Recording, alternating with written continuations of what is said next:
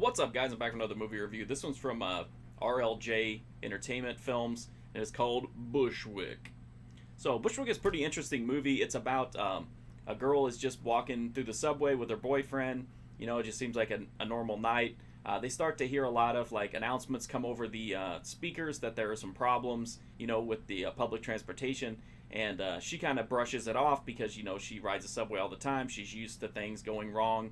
And since they're not actually down in the tunnels, it doesn't really matter. So, you know, they just kind of don't pay attention to it. But then once they get close to the station where they can go back up to street level, they start to hear these crazy noises, and the boyfriend goes up to investigate, and he ends up getting blown, like exploded pretty much, and like just falls back down the stairs. He's dead. She's like panicking.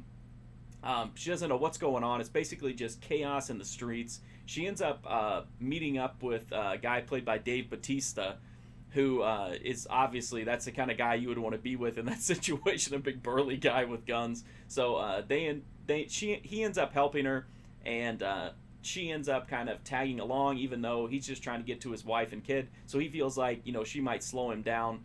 And the rest of the movie just follows them as they navigate this crazy situation. And over time, you know, it's revealed what's going on, why it's going on, and then it's just, you know, what could possibly come out of this. It's a really interesting concept.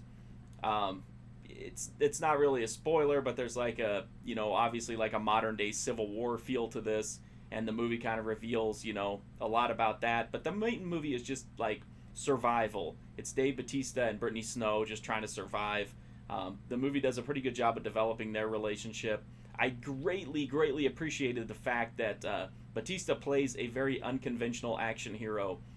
Even though he is a big burly guy, you know, a typical action hero looking guy, he doesn't play that here. He's a very vulnerable, you know, kind of grounded character. So he's not just like, you know, kicking down doors and fighting 100 guys at one time. Like, that's another thing this movie does really well. It feels very small scale and personal, which means that when somebody dies, like, it matters.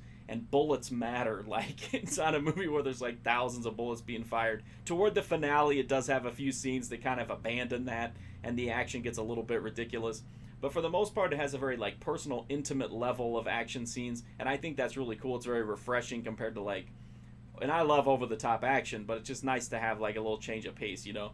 Batista's actually pretty good in this. I'm surprised because it did need a lot of drama, and he handles it pretty well. Brittany Snow is really good here as well. I like this movie. It's obviously going to kind of be in a weird place because if you're a fan of like big popcorn action movies, you might not like how, you know, the scale here is smaller, but I think it's definitely worth checking out just because the story is solid and it does have some good action scenes. So I think it'll pull in both people that are interested in action movies and in people who are interested in more like drama thrillers, because I think it fulfills both of those things pretty well. It doesn't, even though it has a lot of violence, it doesn't have a lot of bloodshed or gore. It doesn't have, you know, sleaze. The dialogue is serious, so it's not a lot of wackiness, and it's just not a really crazy movie, but it's a well-made, interesting premise, you know, that's executed pretty well. The Blu-ray is from RLJ Entertainment Films. It's got a behind-the-scenes featurette and some photos and stuff like that. It comes with the Blu-ray and the DVD, and you get a nifty slip cover. Always fun. People love slip covers. I don't get it, but anyway, the transfer looks really good. This is a newer movie though, so that's kind of to be expected. It does have like, it definitely like has a little bit off in terms of visuals, but I think that's because they wanted it to have like a raw, in the moment kind of a look, and it definitely does. So, you know, not like, I don't want to say like a documentary because it doesn't look like found footage, but it definitely doesn't have like the polish and sheen of like a, you know, AAA action movie. But it fits definitely fits like the tone of the material. So if you want to read my full review of Bushwick, you can check it out at markfusion.com, as well as tons of other movie reviews and all kinds of stuff, mostly horror, cult, exploitation, but also new theatrical releases, anime, video games, TV shows, all kinds of stuff. I'm also on Instagram, Twitter, and Twitch at markfusion.